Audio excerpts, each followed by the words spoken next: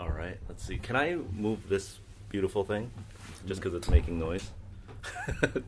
All right, give me I want you to get comfortable. Okay. Yeah. So get in your comfortable position. I'll move the mic towards you.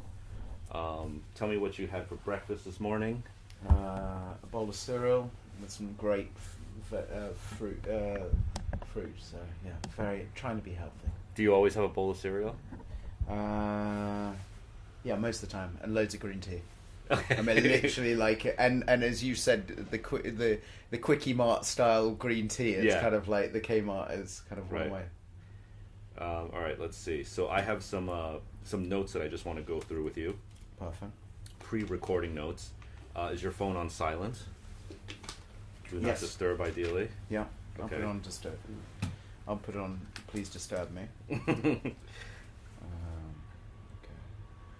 So this is your mic, obviously. So when you speak, if you speak out this way, there's a big difference. So try to speak like to me. Yeah. And I'll try to sit this way. Okay. So I'll sit into you like that. Okay. I like this car. I really like that. Oh, the t-shirt. Yeah. It's good. Do you know who did this? Hiroshi. Yeah, Hiroshi. Yeah. But officially with Sakai. Yeah. Yeah. But that's why I was like, yeah, right. I like that. Official bootleg, as he says. Yeah. Try not to tap on the table or do any like loud clapping. Checking the levels, looks good. Clock is ticking. So everything is edited afterwards. Yeah. So feel free to speak totally freely. My sound editing guys are listening. Yeah. So if you feel like you went on a 10-minute tangent, you're like, you know what, that came off as violating an NDA, or it's like, I insulted this man. Like, just say it and they'll cut it out. Okay. Perfect. Yeah. But I want you to feel like you can totally speak freely. Is there anything that you're doing, like in the next, let's say, 3 months, that we can maybe time the release of this with? Oh fuck. Yeah, give that a thought, because we could drop. This is on HYPEBEAST, 60 million views. No, that's why I'm just trying to think of what would be the 3 months. I've got everything dropping. Ooh. I think we've got for the opening of Dover Street, LA. LA, you have something? What is the date for that? That's my problem. Is I'm trying to think, because everything's dropping in September and October. It's just like, oh fuck. Yeah. Dover Street, you think will be before that? I'm hoping it's before that. Okay. I've been told August, July. They've said July. Okay, so keep me posted on that. I will. I think it's a Jonas Wood. Huh? Jonas Wood. Who's that? Artist. Okay. It's a collaboration with. Yeah. Is it Dover Street, them, and us, and then we're also doing Bamford or Bamford? Oh, it's Tag Heuer. Okay, Tag. Okay. Yeah, so it's a Tag Heuer Jonas, and we've got a Wes Lang Jonas. Lang. We're going to drop into there, and we've also got Dover Street edition that's going to be dropped in for around the world. So. Wow. Have you already worked on the Wes Lang? It's coming through at the moment. Okay. It's a vintage inspired Carrera with an amazing. But the thing is, I'm going to LA on tomorrow. I'm going to LA. I was like, the fuck. So I'm going to LA tomorrow, and so I'm going to confirm up with Wes what he wants, because the thing is, we've done the design. He's happy, but now he's like, come and see me, man. And I was like, okay. And then we've got something with Darren. Romanelli. Yeah. Okay. I'm going to do something with him. We've got some good projects happening. So is this all dropping together as a set? No. It's kind of like they're going to be... So that's what I mean is like this year... It's going to be... And they're all Tag. We've got Tag. Zenith, we're dropping 2 or 3 projects with Zenith. One of them, Mr. Porter. One of them is... Who the fuck else is it? There's another project with Zenith. Oh, we're doing another Hiroshi. Okay. That's launching Christmas time. Just trying to think of who else we're doing stuff with. Felix Cat. That I want to do. Doing a drop in Snoopy, but more on Mayfair. Nice. I'm kind of giving you everything at the moment. I'm just trying to think. And then next year, Softnet and those guys Nice. we're going to do, because I love what's happening over there. Yeah. I think there's something. And then we've been talking to Neighbourhood. Okay. So I want to do something. I love for him, and he's just we were just like, yeah, let's do something. Honor Zenith, fucked up. Yeah.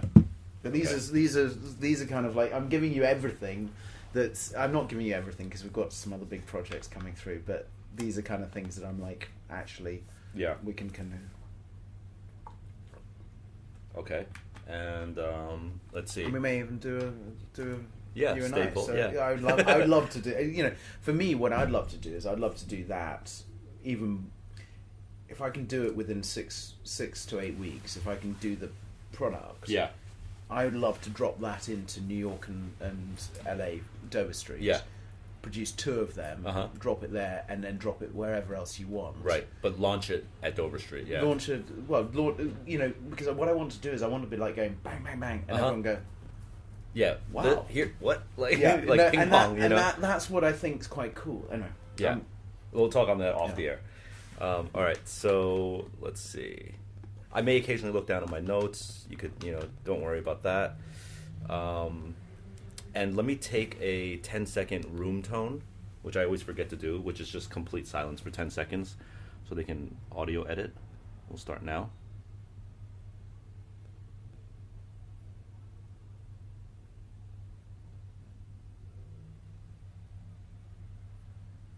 Okay, great.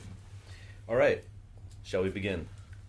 That would be amazing. Okay, so tell us, who are you? What do you do? I'm George Bamford from Bamford Watch Department. I personalise and customise watches. Okay. If someone were to ask, like, if you are a tinkerer, would you say that's your nature? Are you like a guy who likes to just like... I'm a guy that if someone... I always ask why can't I more than actually you can't do it. I'm like, I can't, I want to do it. So I like stripping things down. I like putting things back together.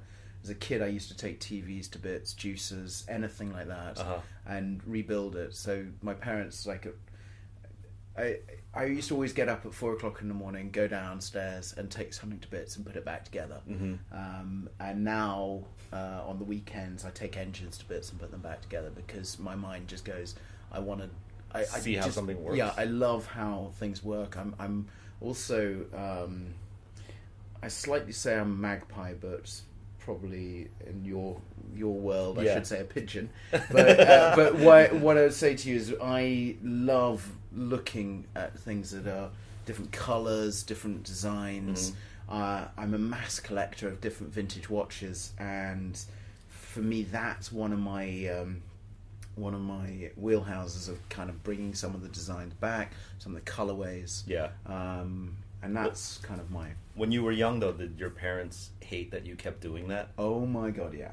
It literally, to the point that I think they put a lock on the outside of my door just in case. And I used to set up traps in my room like most kids would, but I used to set up all these elaborate traps that something would go off here and this would do this. And you know, my parents was every time wouldn't dare come in my room because there was like string going from this to this to, and I'm same today. I'm quite active. So we have a family motto. So from my family, it's called jamais content, and it is never content. So for me, that's the kind of the thing that kind of keeps on pushing me and going, hey, never stop, never stop, never stop. And I think that's what's kind of generated that kind of energy inside me. So in the beginning, you were just taking apart anything, like toys, toasters, juicers, anything. I mean, I think Lego was my friend because I used to build stuff in Lego and people, you know, and so I'd build, I was ill a few weeks ago, and I built the Simpsons house and about 4 or 5 different Lego kits because I was just like, because I was kind of bored and I was like, I have to build, I have to do something. So I just built some Lego sets just recently as a grown adult. Yeah, of course. I was just say I have to. I had to. I'm in the Simpsons house. I was like, I have to do it. I was on Amazon and I was like, I've got to get that, and I got it. I was like, boom, and I was like, and I you know, an hour and a half, and I'd done it, and I was like, that was awesome. Yeah, yeah. And my kids now play with it, and, Right. and I think they've just destroyed part of it. So it's kind of like, you know, I think for me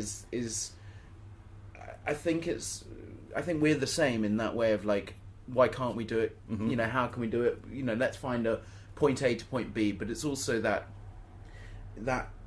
lust of kind of getting information. Yeah. I'm not strangely, I'm highly dyslexic. So my reading and writing is not great. Mm-hmm. So I learnt from TV, Mm-hmm. as we were kind of the TV generation. Yep. But then also I learnt from doing. Yeah. So that's kind of like Experimentation, yeah. right? And that's why I think, you know, things that give me information, you know, the internet's been really amazing because things like HYPEBEAST, I'm now getting information on a different basis. Yeah. And that's, for me, the great thing is that, yes, it's feeding an addiction of kind of great trainers and things like that, but it's also feeding the addiction of the eyes and giving me the information that I couldn't get unless I'd spent years at a library, and my dyslexia wouldn't let that. Right. And learning about not only the product but the cultural aspect that goes into that product.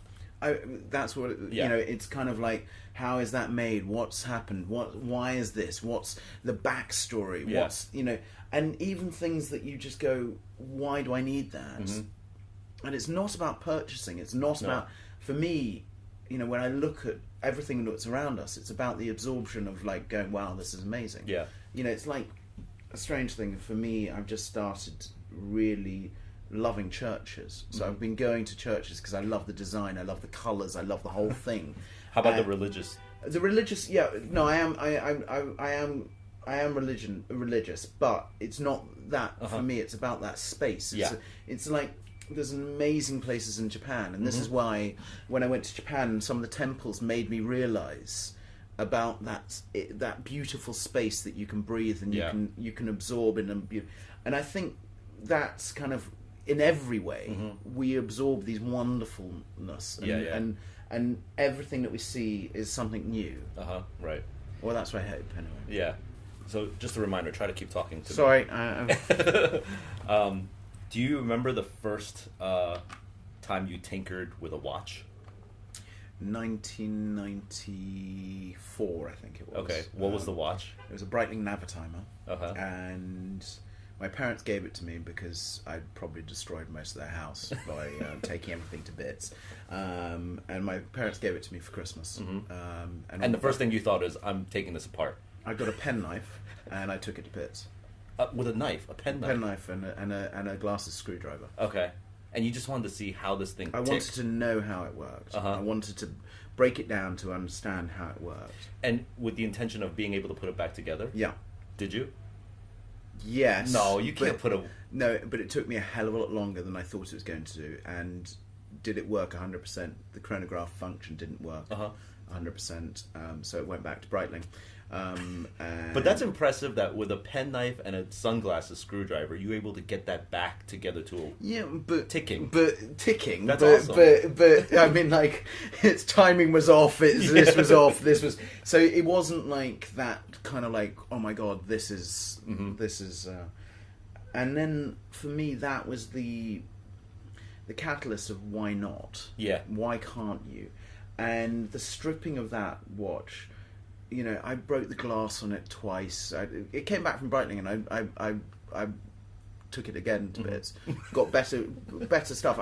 I got downstairs my original toolkit that I had made, and it was like literally the cut out bit of leather that has the tool, and it sits downstairs, and it's one of those things that's just like, and the tools are crap. They really are crap. The first tools I had were just whatever I could find, you know. But at least I kind of went, okay, I understand.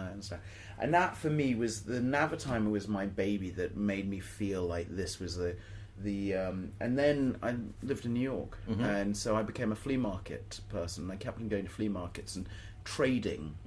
So I'd be like, I've got a Speedmaster. Yeah. Would you trade it for a Monaco? I've got a Monaco. Would you trade it? So I started learning how each of the designs was, the chronograph functions. So I started on a progression of learning. Yeah, by collecting. by collecting.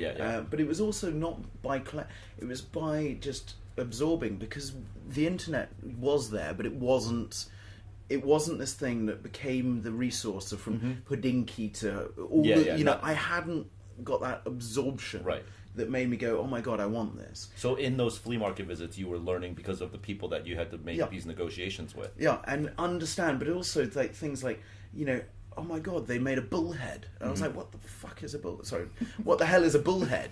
And it was like, okay, well that was a watch that was the wrong way around with chronograph at the top, and it looks like a bull. And I was just like, okay, and then I was like, I really love that. And who does it? Oh, Omega did one, Breitling did one, and then boom, boom, boom, boom. And these are the dials from these guys, and there's a great brown one, a great blue one, and so I started on this little progression of kind of like, it's when you go and find great sneakers. Yes. And you go down this rabbit warren of kind of finding something that no one else, and it's kind of like little geeky from like even the laces, such and such laces and such, and you're like going, why the hell am I going down this? But you love the path that you're going down. Or like when you start getting obsessed with like the inside label of a sneaker, and what does this code mean? Like, and it does mean something, but you want to know what all the digits mean, right? And you're kind of going, why? What? Oh, okay. Yeah, I understand that. Do you know the Japanese term otaku? No. Otaku is like, that's the word. It's the one word that is like, it's a man that it just becomes like unexplainably obsessed with a certain thing. And in Japan, it's usually with manga. So it's the otaku that goes down the comic rabbit hole. But like now it's like used for sneaker, watch, whatever. Yeah. I'm going to remember that. Yeah, but it's just so you know, it's almost like a negative, because it's like it's an unhealthy obsession. Oh, yeah, which is I think what we have. Yeah. No, do you know? So I was a photographer, and let's say I was a photographer on photography, and I had to learn everything. So I went to Parsons in New York, and I studied there as a photographer in design. And for me, that was my kind of stable. Yeah. But then, anytime I made money as a photographer, I'd buy photographs. And so my house is full, and I can tell you the history of each photograph, so like I can say to you from, Stieglitz to Sally Mann to why is Jesse Bites is this, and blah, blah, blah, and all of the little things. And that, for me, is on everything that I love, I go deep. I go deep because the thing is, I think to myself is, if you don't go deep, then you're having it just to show off. And for me, then it's like, what's the point? Why, if you want something and understand it, then you kind of go, it's like my thing that some people, and I'm sure some of the listeners will be, or viewers will be shocked, but every time I get a pair of trainers, I beat the shit out of them. I really wear them. I don't care, they're limited edition, whatever, but they're mine. So they're mine. They're not me to kind of go, hey, I like these ones are even scuffed up, and they're not mint box fresh. And that's how I kind of see things. Is I see it because I want to absorb it. I want to feel it. Like I put a watch on my wrist, and I want to feel how it feels on my wrist. Right. You don't want to just keep it in a box. Or I don't want to be like this. I don't want to be a show pony about it. I want to be very much more, hey, this is something I love, and I absorb it. It's like when you came in here and tried on that watch straight away. You were like, you're right. Yeah, and that's why we put it out. I want someone to put it on. I watch on the cameras, and I'm like, I'm pleased that he's done it. Because you understand that you've had a look round, you've gone over there, you've seen some of the things, and then you've kind of gone, okay. You're right. I instinctively just put it on my wrist. Kind of. Most people think that's rude, but like you didn't even ask. But that's you get it. That's what I want. Is I want that environment. Right. And similar to sneaker culture, what a lot of people who get into sneakers first do is they get accustomed to it. They start buying. They start collecting. They start observing the differences. And then what some start doing is they start saying, I want to write my name on the side, or like paint the swoosh, or like start changing the fabric, right? So when did you took apart the Breitling, but then when did you say, like, you know what, I want to alter this now. I want to make it mine somehow. I think the first one I did, and I'm just trying to remember, because I'm weird in some of my memory is that I'm never great at looking back. I always look forward. Me so too. this is I'm very bad with the history. So for me, I know that one of my first watches that I customized was something that I never really publicized. Was a Monaco. And the reason why was because I got given it when I won a race somewhere, and I can't remember the whole story, but I won it, and I went, I like it, but I want to do this, this, and this to it. And one of them was a black coating, and because I'd heard about the Dark Lord, that was a Monaco that was black with steel, and I wanted to do that, and I wanted it mine. There is a Black Lord Monaco, you're saying? Okay. So, and I heard about this, and I was like, oh, I got it. So that was kind of, and then that kind of started off, could we do it? And then I talked to, we've got a family business behind, so I'm very lucky. There's a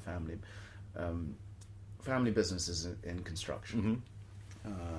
There's yellow diggers on the side of the roads. Yes. In America, you would say that similar to Caterpillar, but we're the European version of that. Construction. I can actually take you back on that story, and then I can talk more about. When I finished university, my father basically said, "You've got to go and do your own thing on your own dime." So here, boom, stop. You have to go and do it on your own. So that's when I built up. So this business. Sorry. Just got a few of the made that. So look at it. No problem. It's going to be edited, so it's fine. Got to do business. Are you happy? I just got to drop it next door. Thank you. No problem. Oh. What's a drop in next door? Sales. So I am smiling because people do just turn up and Is say, this a store? No. This is kind of, these are two client rooms. Yeah. So they're client facing. So it's not a store, but it's kind of People like, that just ring the bell and say like, hey, I want to come and see. And they normally, so the drop in normally is an email before. Hey, I'm 5 minutes away. Can I come in? Right. And we just go, yeah, of course. Come okay, in. cool. You know, it's kind of like, it's that. So anyway, my father said, go and do your own thing. So I'm kind of taking you back into the history of why I did what I did. Because the thing is, I could have been in, I could have been in the family business, silver spoon in my mouth, and my father didn't want that. He didn't want me to be this, I don't know, he didn't want me to, he wanted my own 2 feet. He didn't want me to go into his coattails. Yeah. And that was one of the best things. So I was a photographer, and my hobby business was watches. Yeah. And so doing these customized watches was the hobby business that then became the proper business. Right. And that was the interesting thing, was I started with one desk in a shared big office. One of those kind of WeWork type thing, but it wasn't. It was before WeWork. And I literally had one desk in a friend's office. And I moved to 2 desks in a friend's office, then a cubicle, and then I got kicked out and had to go and take my own space to then. So that, I learned how to build a business. I learned on my own 2 feet of what to do, and that was one of the great things. Is there was my father, that's a highly successful businessman. And I'm saying that in the nicest way. I look up to him and it inspires me. My mother is a very successful businesswoman because she's an organic queen, and her business is very. So I had these 2 inspiring people that at the kitchen table we're always going, so what's happening in your business? What are you doing? So it was that jamais content that was always the never content, and that's what drove me in my business, was this kind of constant question. Even when I went on honeymoon, my father went to me and said, I was 3 days into my honeymoon, and he said, I think you're away for too long. And I was like, I'm working for myself, and he was just like, no, I think you're away for too long. He said, you should be back at your business, shouldn't you? And I was like, okay, but I'm making my own money, I'm doing my own holiday, still pushing. It was just like boom. Right. So that's where I would say to you, is that's the backstory of why I had to do what I did. The JCB side, I went so JCB is the business. I went to their R&D department. Okay. And asked them about coatings. Because they do that because they're a construction company. Yeah, so they understood, and so the coating that we first originally did was DLC, diamond like carbon. Now this is kind of like geeky things, but it was used for drills, and it was used as a non-friction lubrication system. Now that for me was like, oh Christ, non-friction. But it was like a grey black. And I was like, yeah, boom, I'm going to use that. You wanted that look. I wanted black. I like black. But it's like a matte black, right? Yeah. Well, the first one wasn't. It was like a grey black, and it was it was a washy black. Okay. And then we've tuned it and tuned it and tuned it and tuned it until where we are today as MGTC, military grade titanium coating. So we've actually developed and spent a fortune developing up to that point. The other thing is we're sitting in my building. So we brought the building 4 years ago. So if you imagine from one chair in in a shared office to actually becoming my own landlord has been kind of a wonderful. How many years from the beginning? 14 and a half now. 14 and a half years. Yeah. Okay. So I'm kind of old. Yeah. And it started out. The business started out as a customization studio. Yeah. And I was kind of probably considered the antichrist, and now what we were discussing, and this is why I say to you about looking back and looking forward. Yeah, the looking forward is at the point about 2.5 years ago. I got enough attention, I got someone that I consider one of the gods of the watch world, and I'll tell you the little story, and then you'll probably go, I've heard this and I'm bored with it. But there was a friend of mine that was sitting next to the god of the watch world. I consider one of the gods as Jean-Claude Biver. And a friend of mine was sitting next to him, and she didn't totally know what to talk to him about. And she said, I've got a good friend in the watch world. And he's like, who? And she said, it's George Bamford from Bamford Watchman. And he went, and anyway, they phoned me up that night. Yeah. And the next morning, so basically, she phoned me and she said, would you like to see Jean-Claude Biver? And I went, yeah. I was like, anyway, he got on the phone. He said, I'll be over to see you tomorrow. I was like, okay. And he jumped on a plane and came over to see me from Switzerland. It's crazy. And he walked up these stairs, and literally, I was like, my God, a god's arrived into my business. And from that day forward, it was that reality of being loved and not loved. Yeah. And the thing is, where I look at it, I'm loved. Well, I'm in a place where it is amazing, but also where I look at what I described and what you've just said, hearing it the second time, I'm elaborating, but was that Kodak moment. The watch industry is going to do personalization. Luxury has done personalization. Yeah. And you look at Nike ID and Bentley. For me, those were the two businesses that I looked up to. Nike ID because I loved that person. That was when I was starting out. I mean, it was like, fuck, I love what Nike ID does. Yeah. I mean, you and I probably. Yeah. I've built so many, thousands. I mean, like literally, and it was originally on Air Force Ones, and I had stacks of Air Force Ones, and I was like, and that was my kind of wheelhouse was Nike ID, and then Bentley because I loved the history of Bentley and about bespoke and when they did all that Mulliner and that kind of real kind of bespoke. So it was the collaboration. If you put those two together, my business would have been born. Yeah, yeah. And then I realised that luxury, it was 2.5 years ago, luxury started moving into personalization, where when I call about personalization, it never goes never went hand in hand with luxury. Yeah. And then it started, and it did. I mean, in the 1920s, 30s, everything was bespoke.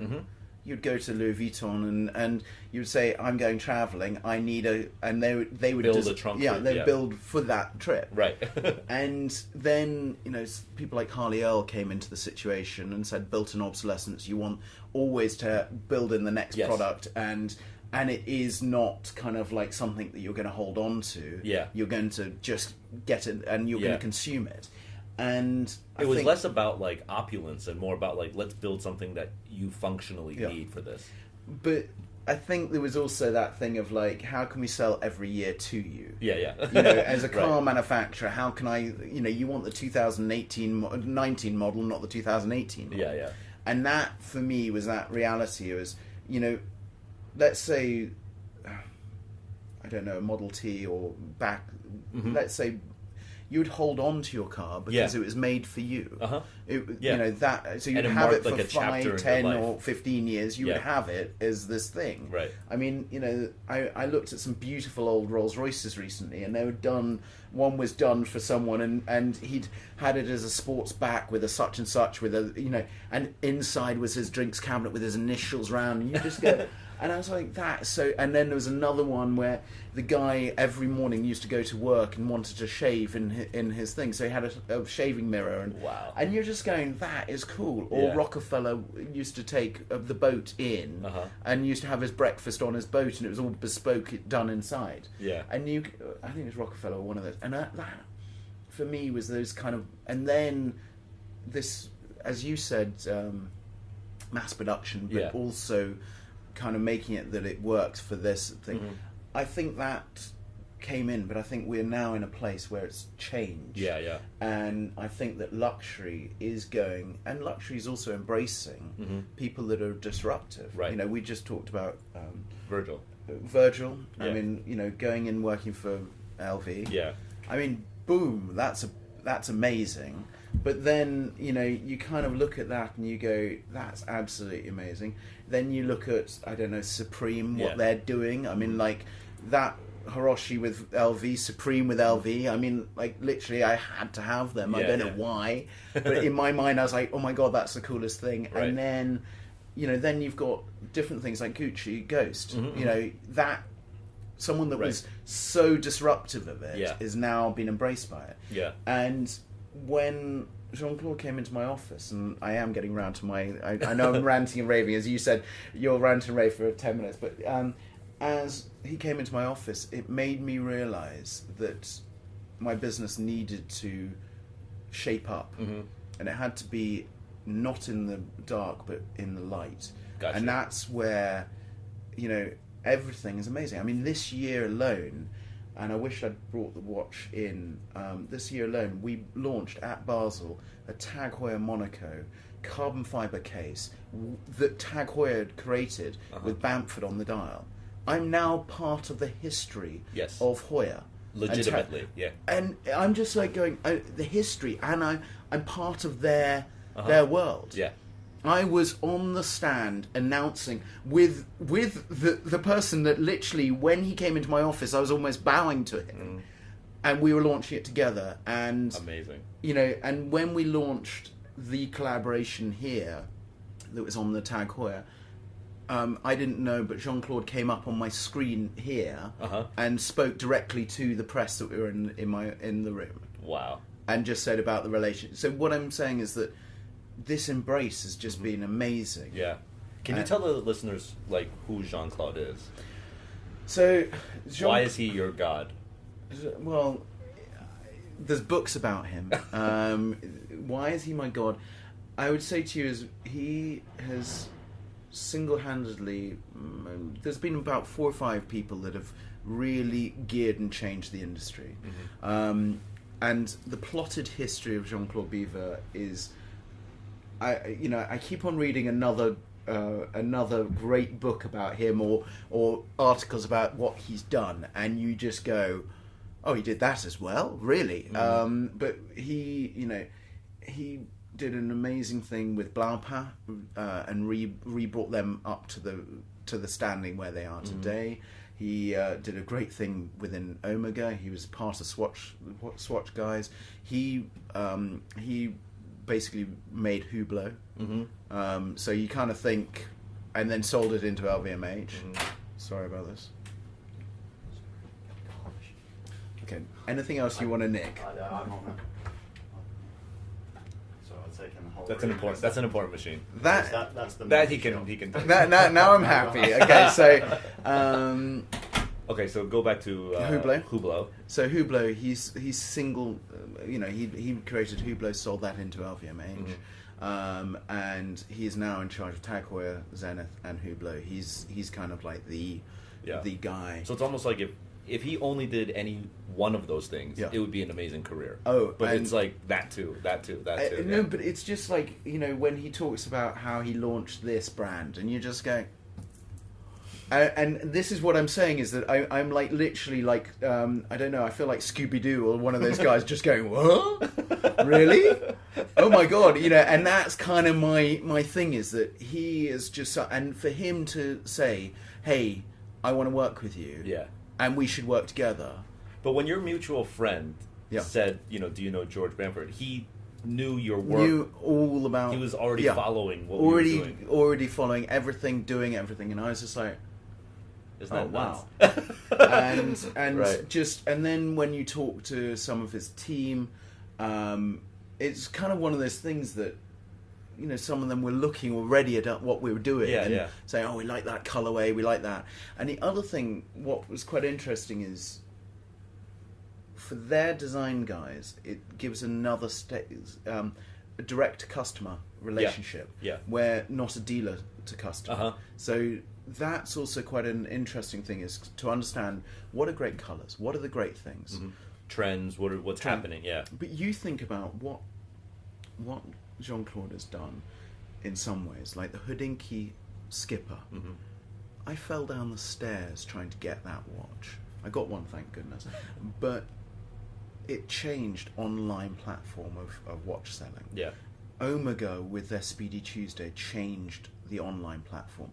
So everything is now up in the air to grab. Yeah.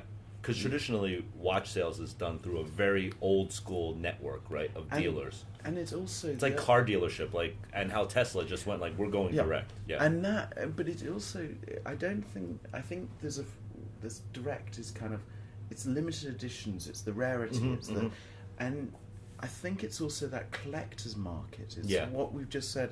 I've just forgotten that bloody name again. Otaku. Yeah. It's that otaku type mind. It's like people want to collect. They want something. The other thing I want to say to you is that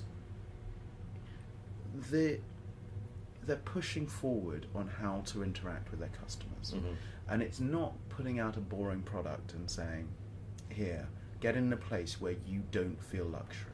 Yeah. And that's what I think was quite amazing, is that you look at what these brands are doing. They're doing something different. They're revolutionized. Yeah. Zenith has launched the Defy range by producing a movement and a watch that would never, ever, ever see the light of day, and they've done it to launch another watch. It is so amazing. They did only 10 of them in an aero aluminium case with a special oscillating movement, and they launched that case for their Defy range in this as a limited edition of 10. You go, are you? But the Defy has literally defied gravity. It talking to everyone at Zenith, they're just like, I'm like, I wanted to do some customization on it, and they're like, 2 years time you may be able to get an allocation, George. And I'm like, but I'm your mate. Yeah. And they're like, look, it's just flying. And that's the great thing, is that they're doing things in a different way, and they're kind of making that love affair. Yeah. Now, for me, I will also tell you is when Jean-Claude said we should work together, for me, Zenith and Tag Heuer were part of my history anyway. Every weekend, I used to either watch the Formula One with my father or watch Steve McQueen in either Le Mans or Great Escape. But Le Mans was really, and I used to sit in the crux of his arm, and I used to watch Steve McQueen wearing that Monaco. Yeah. Now, for me, Le Mans is not the best movie, but my father loved it, and then when I was growing up, I used to always have a photograph of Le Mans with Steve McQueen like this, with that Monaco on his wrist. So for me, that was kind of like, I was like, taking you back, like I was just like, full circle. yes, Yeah. yes. But I think it's also very interesting how, for a younger generation, like let's say us, we're not that young, but we are of a younger generation where, you can... You mean the sneakerheads? Yeah, but like, communication is quite easy, right? You can drop in on a comment, DM, right? Emails are all there. And you would think that with, this high-level person, knowing what you do, wanting to meet you, there could have been a way where he could have reached out. But it still takes this old school, like, validation of oh, you know him? Yeah. Oh, can you connect us? And then I'm on a plane the next day.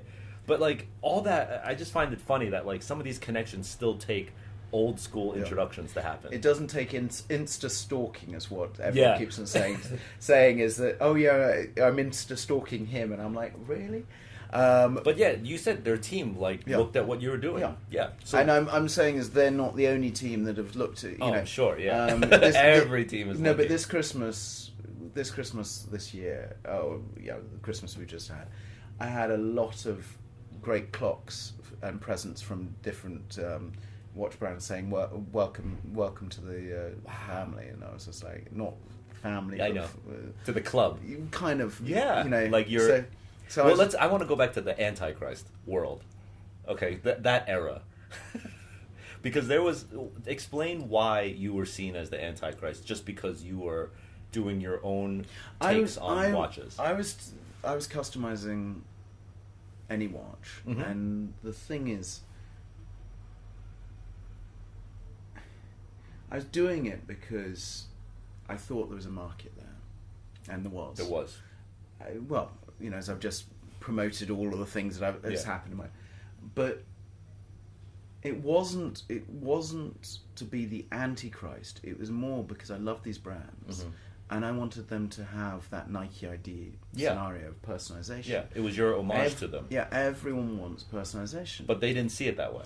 I'm sure loads of brands didn't, or they didn't understand it. But now look at it. I mean, a week ago, but whenever this comes out, Baume or Baume, Bon Mercier, they've just launched their personalization new product. IWC has just launched personalization. All of these brands are going to be doing personalization. So maybe me screaming for 14 years, or now let's say 12 years, but 14 years was saying personalization, you should care about your customer.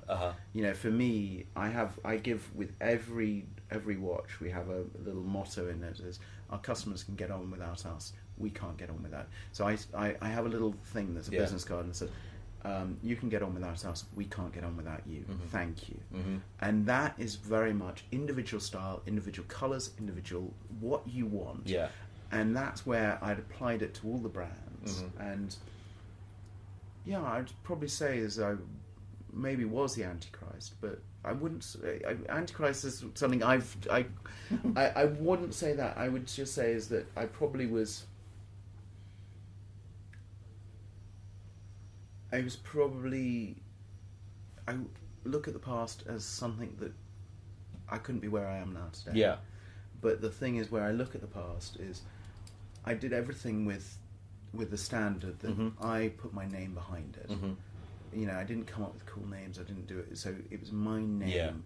So it was that thing behind it to say, this is me. Right. And not for the ego sense, but it was because you can come to me. And now with the relationship, I mean, we have got warranty and servicing by the brands. It's amazing. We have parts accounts. We have everything that's now absorbed. We're now my team have gone off and trained with the brands, with Zenith brands, with Tag, Zenith, and Bulgari. My team of so it's like boom, boom, boom. So and there was a time, if I'm not mistaken, where back in your Antichrist days, for lack of a better word, but if they were telling customers, if you got your watch done by Bamford, we're not recognizing that under our warranty program. You can't bring it in for service, right? So we look after it. We looked after it. So. You looked after it, okay. So because of the service issue, but that says a lot that the brand were really keeping you out of the pearly gates. Yeah, and the thing is, what I would say to you is, all brands were like that, and the thing is now, where you look at it, it's amazing. Yeah. Because you look at what we can... We've got some amazing canvases as well. We've got some... I mean, you know, from the Ortavia to the Monaco to the El Primero. It was just amazing. Yeah. And the other thing is that I'm kind of giving you another note on this, is I always... So we've done the relationship with this brand, and then you'll see this year there was some other things happening, and other projects and other watches coming on board. But the other thing I would say is the Mayfair. That's my own watch. This was something I planned on 11 years ago.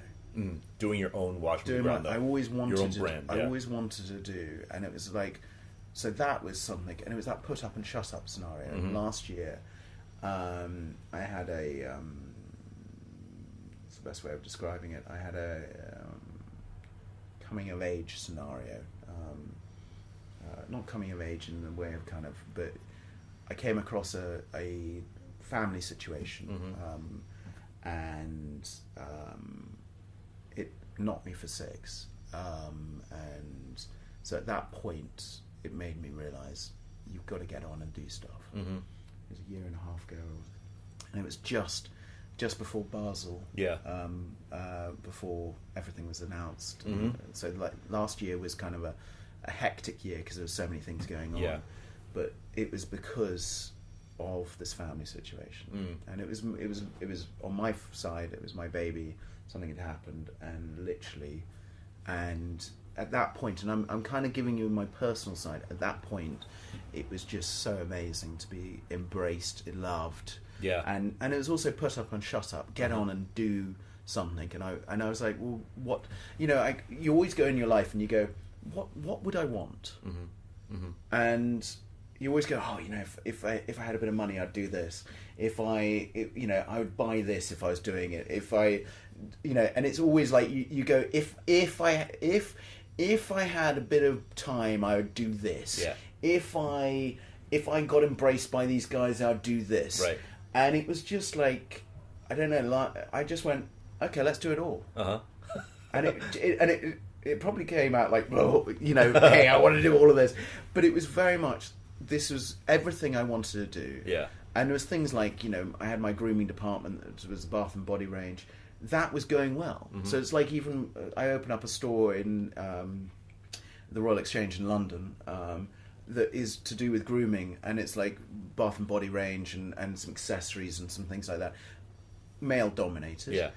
All great gifts for men, but it was just, yeah, I wanted to do that. I want to do my own shop. I want to do my own watch. I want to, you know, working with Tag Heuer, Zenith and Bulgari. I'm like, hell yeah. Yeah. Is your own watch a subdivision of Zenith Tag, or it's your own thing? It's my own thing. And they didn't see that as like a potential conflict. It's in another brand, and Yeah. and the other thing is just see it as ready to wear. Gotcha. It is totally ready to wear. Yeah, and as a you've- fashion comparison. I Yeah. see what So you mean. let's you know, you've got Nike ID, and then what's the one above that? Nike Lab. Nike Lab. Right. It's the one where you can really do Bespoke. Bespoke. Yes. So let's just say, Uh-huh. you know, and then, you know. Yeah, there's bespoke and then there's Yeah. ID. So, Yeah. Okay. You know, so just see, you know, for me, it's like getting a tailored suit and getting a regular suit. That's kind of where I see the two brands. Okay. And I think one needs the other, and the other needs the other. I think there's two sides to this coin. Right. This doesn't sit under Bamford Watch Department. It sits under something called Bamford London. That's my own. It's another brand. Okay. But you probably aren't really thinking there's a personalization angle to, right? It's the ready to wear. It's the ready to wear. Right. Gotcha. And that's kind of where I see it. And you need. I think in this world, I think there's two sides to it. Yeah. Yeah. And I think to myself, there's also price points. You know, right price point Yeah. for what we're doing. I don't know. It's probably quite ballsy for me to go, yeah, I'm going to do all of this in 1 year. But I think I'd been hankering for everything. Yeah. And I was also, I felt that things needed a change. Mm-hmm. Yeah. No, it's amazing. It's an amazing story. It's cool, no? I wanted to ask you also, let's see, what was the other thing I was going to ask you? Obviously, this will be edited. Well, one thing I wanted to talk to you about was the idea of authenticity. Mm-hmm. And, you know, did you feel like when you were customizing watches before, were you, like, people might have thought it's not authentic to buy a Rolex and then have it be customized by Bamford, but it sounds like you were thinking it's an authentic Bamford. I think any brand that I was looking at, I always thought it was kind of, we were doing the best that we, and it, you know, it had a Bamford on it, you know, the warranty and servicing was ours. Mm-hmm. Did I- you feel like a rebel? I did feel, you know, everyone, when I signed these things, the question everyone asked is, are you still going to be a punk? And I was like, what? And they said, it's exactly like the punk movement. And I Yeah. was just like, oh. You didn't feel that way, though, while you were doing it? Never, but I did feel in the shade, and now I feel in the sun. Yeah. And so I think in every market you have to move, Mm-hmm. and I just felt that it needed to move anyway. Yeah. And I think that what we're doing now is just, it's killer. It's Has Bamford been profitable since the very beginning? Or did you have to, like, take on any debt or, like, because just to explain the business to someone who isn't familiar with, like, when someone wanted a watch customized by you, they had to buy the watch first, right? Yeah, so, but what I would say, now you... No, but back then. But what I would say to you is, I've always worked with how to grow the business sustainable. Yeah, financially Financially yeah. sustainable. There is no, I don't fund it. Mm-hmm. It's not funded by family. It's all done by myself. It's a And how- self-sustaining it business. has to be, yeah. because otherwise it's a otherwise- joke. Well, otherwise it's vanity, and Yeah. for me, I have vanity versus sanity, and everything has to be sanity. Mhm. But there may be a little bit of vanity there when I go, hey, you know, there may be a project I do Mhm. where I go, the marketing potential is more than Yeah, you know, a loss leader. yeah, yeah, or, yeah. you know, if I do some limited editions, we don't make any money on a limited edition, but I love it because I want to do it. Yeah, and it becomes a marketing piece. Yeah, but it's also something that I want. Yeah. So that's the vanity side. But your name is the name of the company, Yeah. so it makes sense. No, but you know, there's things like I'm just trying to think of some of the projects, but I'm what's I can't. There's one or two projects coming out. Yeah. That one of them that I told you about. Uh-huh. That I don't know if it's going to make money. Uh-huh. We're doing very limited edition. Boom, boom, boom, boom, boom. Yeah. The packaging alone, the stickers, the whole thing. Uh-huh. I don't know if I even clear anything. I'd probably lose a little bit, but I want the bloody watch myself. So so for me, it's just like, boom, I want that. Yeah, so yeah. I'm just like, and that's the vanity side. Mm-hmm. Is, but I also know that a lot of my customers, Yeah. I hope, will like it as much as I do. But also, I think that it's the collectible nature, and it's something that you go, I wanted it. Yeah. I want something that is kind of crazy and cool, and something that people go, you know. And it's also, I wouldn't say publicity wise, because I think to myself is, it's not. It's. I always think if I want to steal it, then it's something that I've got to buy. And it's the same with sneakers or anything. You know, if you walk into a shop and you go, or if I see it on someone's wrist, Mm-hmm. or if I see a pair of trainers. I mean, I just saw a pair of Nikes recently on someone's shoe, and I was at supper and I was like, fucking love those. And literally straight after, I was on everything from Foot Patrol Yeah. to Fight Club to everyone Right. trying to find those Find it. fucking sneakers. Yeah. I was like, why? Because I wanted to steal them. I wanted them, and Yeah. that for me, I think, is the reason why I do some of the things, is Right. because I go, I want it. So Yeah. if I want it, hopefully there's people as nuts as me Right. that want it and go, yeah, I want that. Yeah. And then if it's on someone else's wrist and you go, I want to steal it. Right. It's kind of like... That's the goal. You know, like the Hiroshi watch. Yeah. That we did the Fragment watch earlier this year. And that sold out within... I can't remember if it was half an hour now or something. And that was a Zenith? That was a Zenith. Yeah. El Primero, beautiful dial, black with a white ring. Sold out within literally like... You blink and it sold out. Uh-huh. I went over to Japan thinking I was going to be there for a while doing some sales and blah, blah.